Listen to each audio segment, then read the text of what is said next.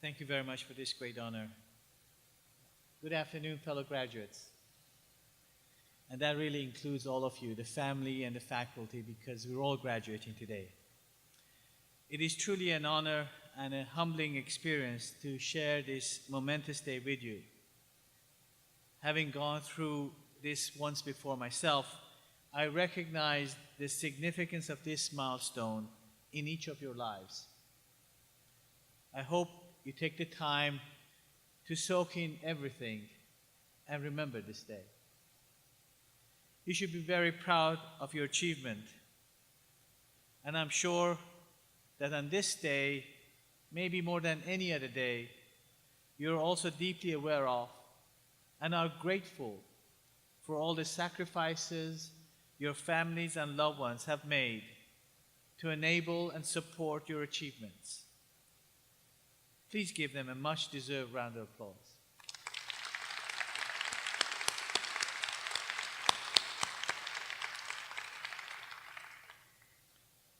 I would also like to recognize the university dignitaries in attendance, as well as the teachers and professors who over the years have been instrumental in your learning and have supported you along the way.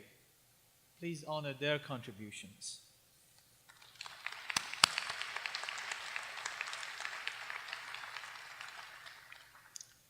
I must confess, this is my first commencement speech. On one hand, it is a great honor, but on the other hand, it is a challenge I've never faced. And until I was invited by Dean Cooper to give this address, I had never thought about what one should say on such an occasion, or what sort of message would be simple yet meaningful enough to stay with you as you transition into your next stage of your life's journey. So to prepare, I thought I would watch a few other commencement speeches and see how to structure my remarks. Well, that was a very interesting exercise. Unfortunately, singing has never been my forte, so I will not be performing a rendition of Whitney Houston's I Will Always Love You, like Will Ferrell did in his commencement speech. But I hope by the end of this short remarks, I will have given you something equally valuable to remember. And I recognize today is a very emotional day, and having watched some other commencement speeches, I recognize you're being very nice to me by still facing me, not booing and not walking out. Hopefully it will stay that way.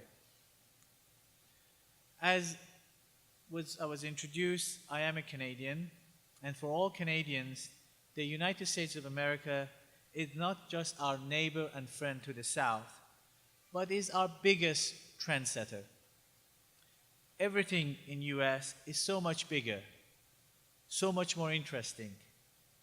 Your music, your films, your sport teams, your industries, and even your politics. Especially your politics. We have very boring politicians in Canada. But you guys, wow, some of our biggest entertainment comes from watching your political news. But all kidding aside, one of the things which has made US so great is the spirit of innovation that has been the hallmark of every field of its endeavor. In the last century, over 60% of innovations in technology originated in the United States of America. And the key catalyst for innovation is highly educated and motivated individuals such as yourselves. You are the key ingredient which will keep this country great and at the forefront of all human endeavors. This university, despite its relatively young age, has contributed significantly to your nation's success. You have a number of famous alumni who have brought great pride not only to this university, but to the country. I've had the pleasure of working with at least one of them during my collaborative research with NASA to expand the use of telerobotic surgery to extreme environments. And I have no doubt that many of you will continue this history of excellence in your future endeavors. Now, I've been told that the key to a successful commencement speech is brevity and clarity of message. So I want to leave you with 3 simple lessons which have been my guiding light. First, life is a journey of learning. Try to always remain a student. Just because you're graduating today does not mean that your education is done. But hopefully this time at the University of Toledo has increased your thirst for learning. Learning is a state of mind, a culture of functioning. And those who continue to acquire knowledge during their professional and personal lives continue to advance. You are never too old to learn. This was an important lesson I learned when I was obtaining my PhD in Australia. During this time, the laparoscopic revolution occurred, the so-called keyhole surgery. Laparoscopy, for those who don't know, is when surgeon uses a camera on a stick and long, thin instruments passed through small incisions to perform operations, which in the past required large incisions.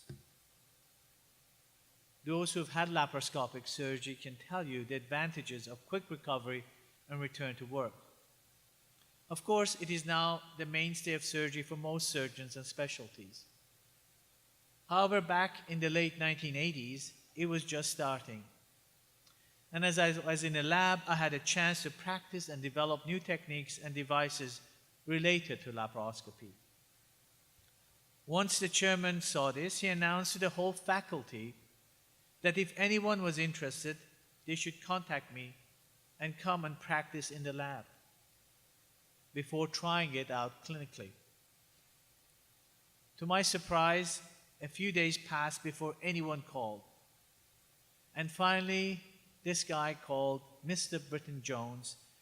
Just to explain, in Australia, where I completed my PhD, surgeons are called misters and not doctors. So I said, please come along. And when he came the next day, I noted that he was old. He was almost 65. Well, now that I am approaching that age, I don't think he was that old.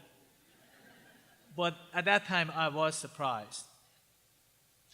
I have to say it was a bit of a struggle for him to get going at first, as laparoscopic surgery was against everything he had learned and practiced for over 40 years. He told me his teacher's motto was, little incisions are for little surgeons and big incisions are for big surgeons. And at 6'2", he always made big incisions. So after about an hour of struggling, I asked him, how long was he planning to practice?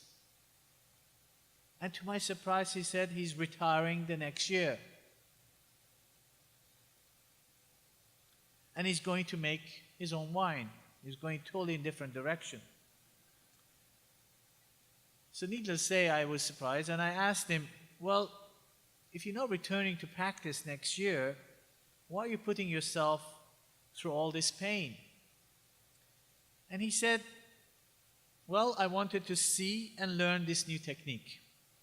And if this really is the better choice for my patients, I want to be able to offer them the best until the end of my professional life. And you know that what? He did that.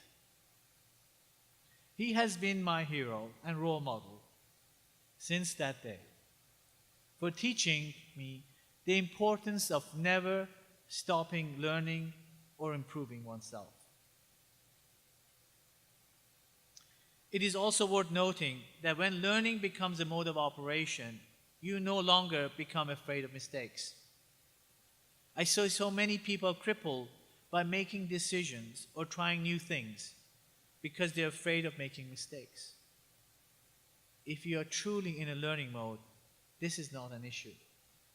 Of course, I recommend trying to minimize mistakes, especially when performing surgery on patients. But the lessons to be learned here is that constantly improving yourselves in personal, professional, and even social and spiritual life is something all of us should strive for. My second advice: use the power of your imagination to innovate within any field you enter. I have often said that the biggest obstacle within my professional life has come from people with lack of imagination. 20 years ago, I met a young mother in the Arctic who had lost her son to appendicitis because of inability to airlift the son to a surgeon in time.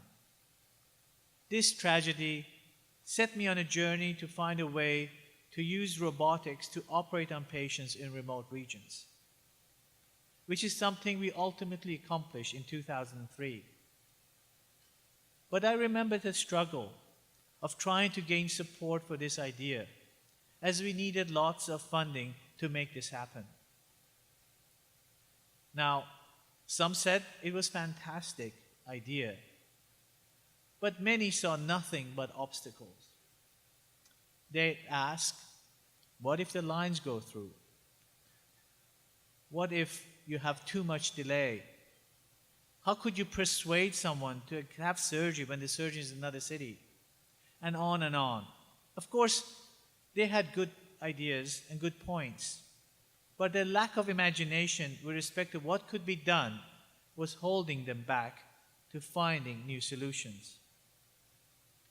Now, only 2 decades later, we are on our way to building not just automated surgical robots, but autonomous systems that one day will be able to analyze X-rays, make diagnoses, perform surgical actions, and confirm and treat disease in its earliest stages. Innovation is the key to progress. Could you imagine life without your iPhone, without Google, without simple things like Wi-Fi or Facebook? My challenge to you is to embrace your imagination and take chances.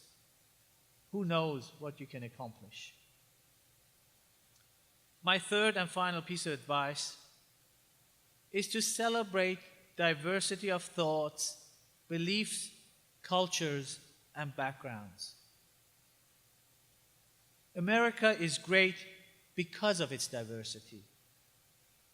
Each and every one of you bring unique insights and experiences that are invaluable to the continuous progress of this country. You each add to this rich mosaic, and the power that comes from unity among such diversity is enormous. It is not one to be shunned, but rather celebrated as a great gift. There is a famous quote: become friends with people who aren't your age. Hang out with people whose first language isn't the same as yours. Get to know someone who doesn't come from your social class. This is how you see the world. This is how you grow. I am confident that if you all strive to learn, innovate, imagine, and embrace and respect differences, you will accomplish great things. I am most honored to be with you all today, and I would like to take this opportunity to sincerely wish you all the best in your future. I would also like to thank the University of Toledo, as well as the Provost and the Dean, for granting me the opportunity and honor to be with you all today. And I wish you all to enjoy this precious day with a great pride emanating from this gathering. Thank you and God bless.